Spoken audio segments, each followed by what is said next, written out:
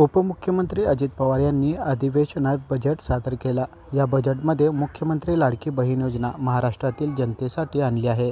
या योजनेचा अर्ज भरायला सुरुवात झाली आहे। ऑफलाईन पद्धतीने अर्ज भरायची प्रक्रिया सुरू झाली आहे।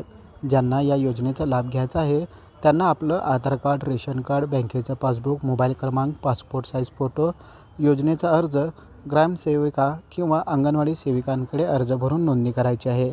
तर निम्न शहरी आणि शहरी भागातील महिलांनी वार्ड ऑफिसमध्ये ही नोंदणी करायची आहे, अशी माहिती महिला व बालविकास अधिकारी प्रसाद मिरकले यांनी न्यूज 18 लोकलशी बोलताना दिली आहे। मुख्यमंत्री माझी लाडकी बहीण या योजनेअंतर्गत ज्या पात्र लाभार्थी आहेत, कालच्या मंत्रिमंडळात झालेल्या निर्णयानुसार आता सद्यस्थितीमध्ये ही अर्ज घ्यावयाची जी मुदत आहे ती 31 ऑगस्टपर्यंत करण्यात आलेली आहे। शिवाय डोमिसाईल प्रमाणपत्र नसल्यानंतर त्या 15 वर्षापूर्वीचे रेशन कार्ड, जन्मदाखला वगैरे या गोष्टीवरती सुद्धा आता अर्जासोबत चालणार आहेत। त्याचबरोबर जी मुदत आहे, वयोगट मर्यादा आहे ती 21 ते 65 अशी वयोमर्यादा करण्यात आलेली आहे। सद्यस्थितीमध्ये ऑनलाईन अर्ज घेण्यामध्ये काही अडचणी निर्माण होत आहेत, त्यामुळे सर्व अंगणवाडी केंद्रामध्ये ऑफलाईन जे अर्ज आहेत ते ऑफलाईन अर्ज आपण ठेवण्यात आलेले आहेत। बदलानुसार जो अपडेटेड अर्जाचा नमुना आहे तो अपडेटेड अर्जाचा नमुना अंगणवाडी केंद्रामध्ये ठेवण्यात आलेला आहे।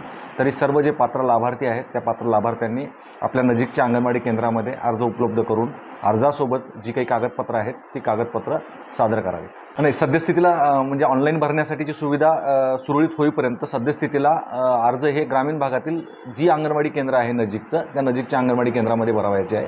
आणि शहरामध्ये देखील अंगणवाडी केंद्र जे आहेत त्या अंगणवाडी केंद्रामध्ये सद्यस्थितीला अर्ज उपलब्ध करून देण्यात आलेले आहेत।